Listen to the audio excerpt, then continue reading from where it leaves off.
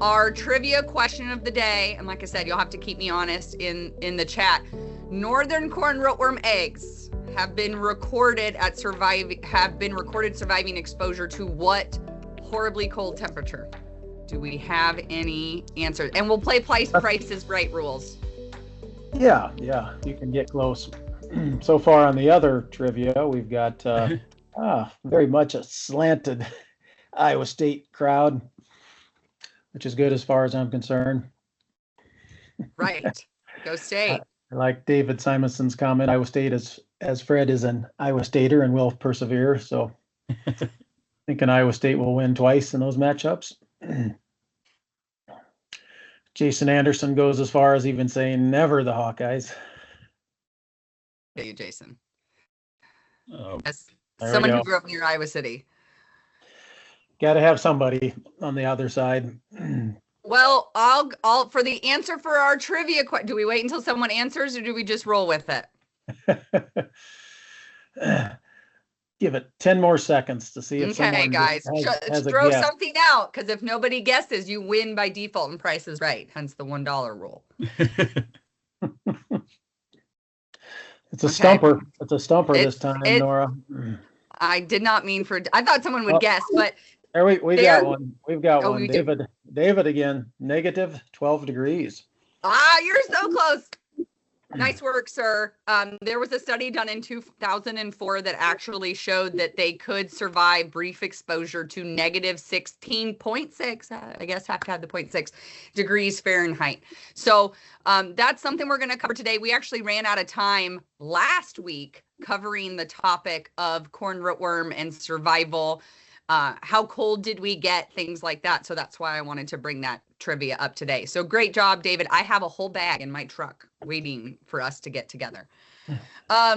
So this is a heat map that Bayer has generated that is forecasting areas of heavy pressure going into 2026. So this map is built off of 555 fields that have the yellow pheromone traps placed in them in the previous summer, where we're taking collection data, right? We know the rotation, we're seeing the weekly change, we know the species, all of those kind of things. Then we have a model in the back end, I think, that uses a little bit of weather and rotations in the area, things like that.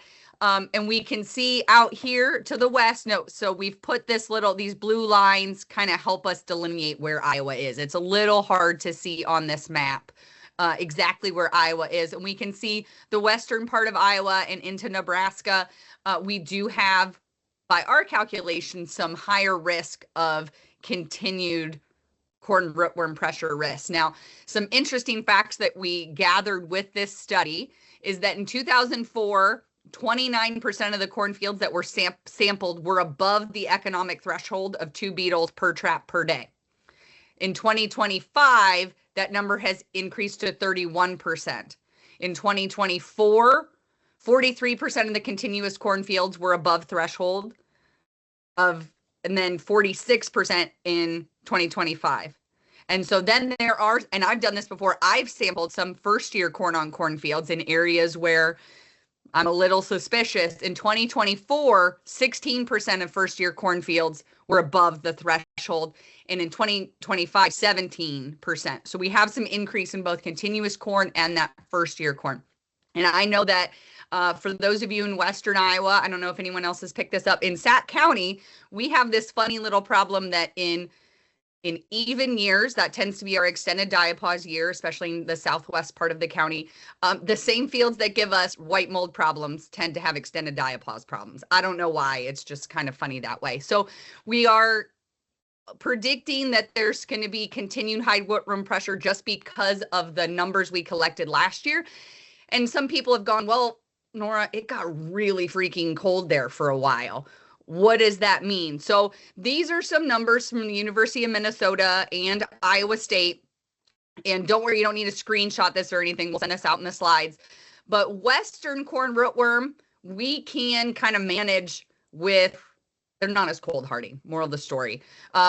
Brief exposure to temperatures below 10.4 degrees. And now brief is relative. That's what Iowa State and Minnesota say there are some, then you can see at the bottom, 2 weeks exposure is really what we want to see. But 10.4 degrees, 40% of the eggs still hatch. We can manage those the westerns with sub-zero temperatures potentially. But those northerns, those are the ones that I'm really seeing in the fields that I've been walking. We're not phasing them with sub-zero temperatures. They have developed in this part of the world. They understand the ups and downs of soil temps and winter cold. And so even with the bitter cold that we got this year, with the lack of snowfall, we're probably still seeing decent hatch numbers. And now a corn rootworm female producing 300-400 eggs. I think I've read numbers up to 1,000 or 1,200 eggs potentially are laid by a single female. So even a 50% hatch, we're talking a fair amount of pest pressure as well. And then for, especially in my territory towards Interstate 80, that western beet cutworm, we need to have some pretty significant cold really down deep into the soil profile. So to manage western bean cutworm with a temperature sub 8 inches down into the soil profile has to be below 9.3 degrees Fahrenheit for 2 or 3 weeks.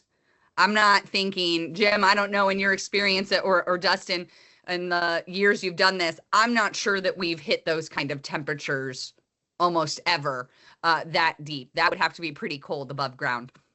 So moral of the story is it takes some pretty significant cold to ding these guys. And here's just some soil temp images. We can see that on January 25th, we did get pretty cold at the 4-inch soil temps, right? We're recording 0, 3, 5s, 7s.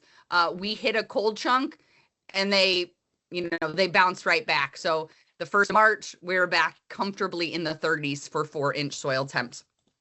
And what I did here, this is a chart you can actually on the Mesonet, and now we've talked on DAACATs pretty regularly about the data that we are pulling from the Iowa State Mesonet and how it can show us really interesting patterns. What this is I pulled 4-inch lows, the 4-inch average, then the 12-inch soil temps, right? Because we are expecting that eggs are laid somewhere between 4 inches and 12 inches deep, depending on how moist the soil is, things like that. So somewhere in the depth is probably, I'm not sure if you can see my mouse, we're probably somewhere around here in the depth the eggs are. And so this shows the fluctuation of that 4-inch temperature for the Castana Iowa State Research Farm in Western Iowa. And we can see that 4-inch average and low, highly variable, especially with how dry we were, the lack of snow coverage. But we can see that 12-inch line, we're pretty consistent. So the deeper those eggs are in the soil profile, and there's no real way for us to know, the more consistent temperature they're really experiencing. And we probably aren't getting as much mortality as we may think experiencing it above ground. That soil is a great insulator. The duration of the cold, we can see we didn't have long week, 2-week periods of extremely bitter temperatures. So I know that there have been tight supply concerns. There's just the tightness of the ag economy in general. Moral of the story, why I wanted to bring this to your guys' attention, if we got some guys going, you know what, I think I'm going to skip the insecticide this year. I just don't feel like I want to pay for it, or they're making a quick switch somewhere. We want to make sure that we're having the conversation that these pests are still present. They're probably not managed by environmental issues, and we need to be actively managing these early in the season, because once they are there and a problem, there is not much we can do reactively. Proactive management is the best thing here. So Jim and Dustin, do you have anything to add? Well said, well covered. The only thing I would add is, a lot of areas were wet in the spring, especially the June of 2024, and that did knock some numbers down, knowing that they can't survive when there's a lack of oxygen right at that time of hatch. Right. But I think with the numbers you've been sharing, it shows that they have bounced back. And even that year, we did have a lot of beetles late, just push back the emergence of both the adults, or the larvae and the adults. But yeah, I think the beetle numbers were certainly there last year. And June is such a key month, for hatch. If we're relatively dry through June, or if we're warm, it's going to push that hatch up in the growing season. So those factors sometimes can be bigger than even the soil temperatures throughout the winter. The thing that I would add, I guess, a couple of years ago, we had intense pressure, especially in Jim's area as you worked over west with long-term corn on corn. And I think we probably had some feeding last year, but it was somewhat masked with the amount of rainfall we had in June and July, and we had some good root regeneration. So I think, usually that stands out when you have a rootworm problem, drier year, you catch a wind and all of a sudden. But I think last year, maybe some of that moisture helped with some root regeneration as well. That is a really great point. Yes, that probably hid some evils potentially. All right. So I wanted to hit on a little bit. So as we think of last year, the biggest yield limiting factor that really got all the headlines was definitely southern rust, but and it was the main culprit. But I think there was another disease that we were battling that wasn't too far behind, taking a lot of bushels from us, and that was crown rot. We've seen as much crown rot as I think I have ever seen, and it's just something we need to keep an eye on. It's kind of a little bit of a mysterious disease. We're still trying to learn more about it, but I just wanted to hit on a few things. Nora, can you go to the next slide? For some reason, I'm not seeing the... So as we think of crown rot, the conditions that are going to favor this disease is definitely, poorly drained soils, wet, compacted, and then, especially if you get hot, drier conditions later in the season, you're really going to see this disease ramp up. And, it was really easy to find this throughout Northwest Iowa. It was surprising how many fields walking late in the season. It was easy just to grab and just pop these crowns right out of the soil. We had extensive amount of crown rot. Usually this disease sets in early in the season, but I think a lot last year where we seen this disease really ramp up was those that month of July, when we just had extensive rainfall, wettest July on record. We never dried the top 6 inches of soil out in a lot of areas in Northwest Iowa. And you're talking about the wettest July on record. That kind of gave us a lot of opportunity for this disease really to set in.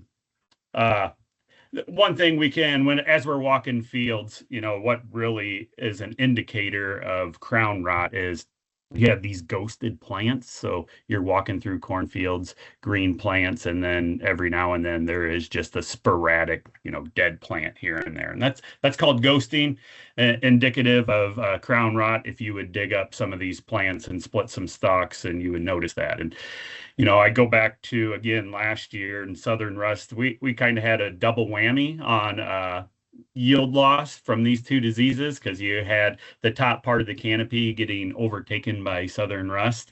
And then when you think of how this disease works and basically killing off that crown and disrupting your nutrient and water flow through the plant, we kind of killed this corn crop last year from the top and the bottom. And we've seen, extensive yield losses to that. So as we think of management, this is the one hard thing about this disease. We don't have really great management opportunities to manage this disease. So, seed treatments, they don't active long enough into the season.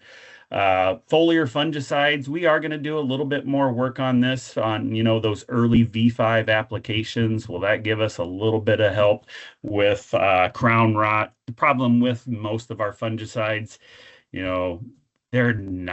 don't really translocate in the plant. If most of them, if anything, if they're going to translocate, they go up through the xylem and up and not down. So that's a little bit of a challenge with foliar fungicides. Probably the biggest thing we can do to help manage this disease is tile, especially as you're working in the Des Moines lobe. We have really heavy wet soils. Improved drainage is really going to be our best management. crop rotation. And then the next thing that we can do is we do have ratings for ghosting on products. So it'd be picking those products that can handle those type of environments the best. So these are not like official ratings. We do ghosting ratings. We're doing more and more, especially with drones flying over, identifying plants and giving a rating. So these are ghosting ratings, and they're directional. We do not give a number. It's more of an above average, average, below average. So we went through and picked out some key products that, are above average, that can handle those wetter, poorly drained soils where you have more of a favorable environment for crown rot to develop. And there's a few in our lineup, which the one that's always been there, 10864, we do not like to place that hybrid on a heavy wet soil due to its susceptibility to crown rot. And also 5982, 11499 as well have below average ratings. So we do have these directional ratings. Hopefully we're doing more and more work to help try to manage this disease, because it is really a yield robber. And I just think of the last couple of years, we've lost a lot of bushels to this. One thing I'll add, Dustin, I think one management tactic we could talk about too is, just like you said, we were battling a war on two fronts last year. Making sure you're managing your foliar diseases can probably help the plant defend and manage any potential crown rot infection, just because it's not so stressed. I think that's something that we really saw last year in the areas that were just overwhelmed by other foliar pathogens. Yeah, good point. And I would add just also overall health, and a lot of times that comes into fertility. So the poor drainage goes hand in hand with loss of nitrogen, loss of sulfur. But to me, sulfur and nitrogen management, side dress in season if possible, are certainly management tactics that we can take to help with overall crown rot. All right, well, let's jump into another topic that maybe is taking place already. In fact, if anybody knows of some soybeans planted, or if you've planted some yourself, go ahead and put that in the chat and be curious what's all out there. We have this discussion every year, especially the last 5-6 years, become a lot more prominent for good reason. I mean, there has been some yield benefits, being able to increase node count. And I would also throw in with that just earlier flowering. If we're able to flower before the summer solstice, say by June 12th or the 15th, we've just got a longer period where we can add nodes and add pods, and earlier canopy cover, obviously for the benefit of weed control. Balancing workload, trying to spread things out in the spring as well as the fall, spreading risk on maybe when some of those soybean fields are in reproductive stages, trying to get a little bit of a spread on that. Really one of the bigger factors, and we saw this last year, is tend to get these 90-degree days, 30-mile-an-hour winds a lot more than we used to, at least it seems like to me. And we go from 13% on soybeans down to 8%. If we've got some early planted soybeans, and personally, I like going the strategy of early maturity, planted early, and then knowing that can be something we can start our harvest on, trying to catch that field at the 12-13% moisture and save those bushels there. I know some cases, you can make a case for putting that full season maturity in early and giving it a longer period to, again, fill pods and flower. And there's merit to that. The challenge with that, especially if you're planning over, ends up being, say, a 2 or 3 week period, and then you start with your late maturities and end with your early maturities, chances are they may all be ready at the same time. So that harvest logistics at least does give you a leg up if you're starting with an early maturity and then planting your later ones as you go through the season. Of course, some of the negatives, we know a lot of times those soybeans, if they're put in the ground in early April, they've got a chance to sit there a long time and cause some uneven emergence. Frost damage, we were talking before we got started here, we've had that over several years. Usually it doesn't end up hurting as far as a wide scale stand loss, but certainly still a risk. Obviously, diseases, seedling diseases like Pythium, Rhizoctonia, and SDS, which we saw last year. A fair amount of early planted soybeans in some wet soils. They came up, developed, looked pretty normal, but then later season, the SDS was fairly widespread. And really, just the whole herbicide residual length. We've got about 50% of our water hemp that's going to emerge after June 20th. And if we're putting our pre-emerge herbicide on, say the 10th of April, the 15th of April, there's just no way we're going to be able to have that length of control all the way through that water hemp hatch. Becomes even more important having layered residuals and having a warrant in season. And then just the logistics. It's a challenge at retail locations knowing if you got corn herbicides, soybean herbicides going out at the same time. So definitely some things that makes it a little challenging. So as far as the management, a few things to keep in mind. Obviously, seed treatments are very important. And I would really say Allevo and Saltro, especially for that SDS protection. There's also been data showing using inoculants are much more important if we're planting early, just because the nitrogen fixing can be delayed with cool soils. Keeping populations moderate to high. So, the trend has been to crank down somewhat on those populations. I would say if we're planting early, you certainly would not want to lower those populations. In fact, on average, 10 to 20% higher is what I would recommend, especially if we're planting into no-till and we're planting early, or if looks like we've got some cool weather coming. And definitely pay attention to forecast. We're used to on corn, really watching to see if that temperature is going to dip or if we've got a cold rain coming. Beans can handle it a little bit better, but still, if it looks like it's going to be a cold rain or snow coming, even beans really don't want to handle that. So just watch that 2 to 3, 4 day forecast. Variety selection, you certainly want varieties, good emergence, but also that have your phytophthora tolerance, good field tolerance, as well as gene resistance. Varieties that generally are good on SDS is also a key factor. And with those pre-emerge herbicides, like I mentioned, we certainly don't want to be cutting back, knowing that pre-emerge is going to need to have a long residual. Really, I guess if you're looking at fields, which ones to plant on the earlier side, I would try to go to those higher yield potential fields. Typically, those are the ones that have a little better drainage anyway. Also, we need the fertility. I think that's the opportunity to capitalize on early planting is where you have some of the higher yield scenarios. And definitely the data has shown sulfur is very important. And even just from the standpoint of sulfur, actually seems to be able to help on SDS. There are some trials where that was found out really by accident, where higher sulfur rates were able to lower down that SDS incidence. And, for those looking at the insurance dates, 415 for Northern Iowa is what it is on soybeans this year. Those are all really good points. If you're going to do something silly, once we get to it, beans are a little bit more forgiving. That's the nice thing here. They're a little bit more tolerant of the loss of their neighbor than corn. But let us know if you guys are getting stuff in early. We want to see some pictures. We want to follow it, see what happens. It's always interesting to see.